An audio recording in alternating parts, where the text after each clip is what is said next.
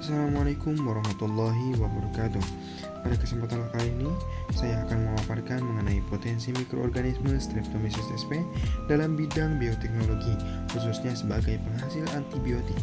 Fokus pembahasan ini akan mengintegrasikan dua pendekatan penting dalam riset mikroorganisme modern, yaitu pendekatan molekuler dan metabolomik. Mikroorganisme berperan besar dalam pengembangan produk bioteknologi. Salah satunya adalah antibiotik. Lebih dari 60% antibiotik yang digunakan saat ini berasal dari genus Streptomyces. Kemajuan teknologi telah memungkinkan pendekatan berbasis molekuler dan metabolimik untuk meningkatkan eksplorasi dan produk senyawa-senyawa bioaktif. Oleh karena itu, penting untuk memahami bagaimana kedua pendekatan ini membantu kita mengenali dan mengoptimalkan potensi mikroba dalam dunia kesehatan dan industri. Streptomyces merupakan bakteri gram positif yang bersifat filamen dan banyak ditemukan di tanah. Mereka termasuk dalam kelompok Actinobacteria dan dikenal dengan kemampuannya menghasilkan metabolit sekunder dalam jumlah yang besar, termasuk antibiotik. Uniknya, Streptomyces memiliki genom yang besar dan kompleks, yang membuatnya kaya akan gen biosintetik yang banyak diantaranya masih silent atau masih belum terekspresikan secara alami. Ini memberikan peluang besar dalam eksplorasi molekuler. Dan selanjutnya, selain sebagai sumber utama antibiotik seperti streptomycin dan tetrasilin, Streptomyces juga dimanfaatkan dalam berbagai sektor lain. Di bidang pertanian, mereka digunakan sebagai agen pengendali hayati untuk melawan patogen tanaman. Di industri, mereka menjadi sumber enzim seperti protease dan selulase. Di bidang lingkungan, Streptomyces membantu dalam proses biodegradasi limbah organik. Dengan keberagaman ini, mikroba ini sangat relevan dalam pendekatan bioteknologi berkelanjutan.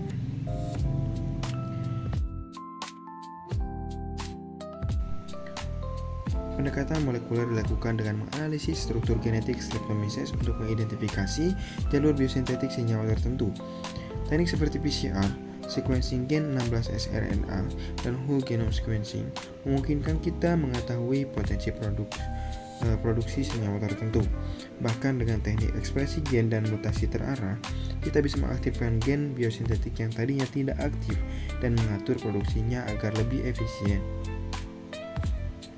Contoh aplikatif pendekatan molekuler adalah pada Streptomyces quadricolor yang menghasilkan antibiotik actinohordin.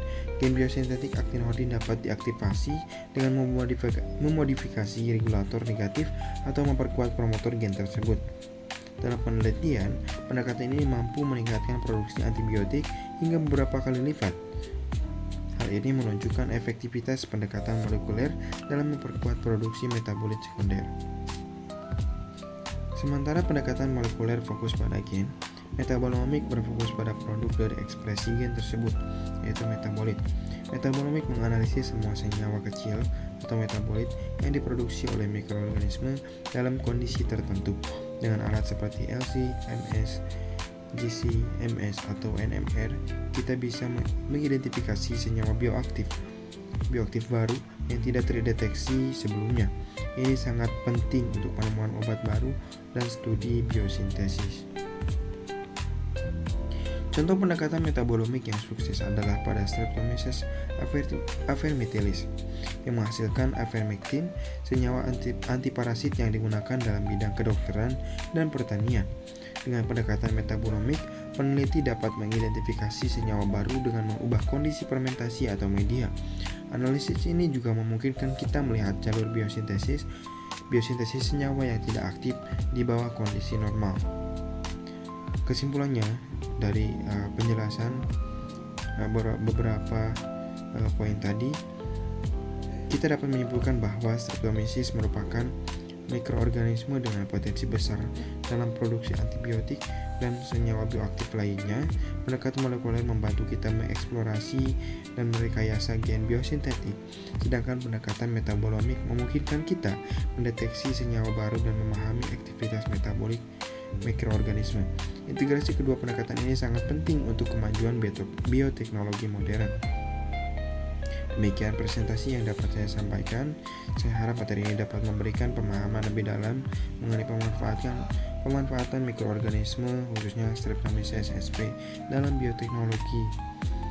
Terima kasih. atas perhatiannya. Wassalamualaikum warahmatullahi wabarakatuh.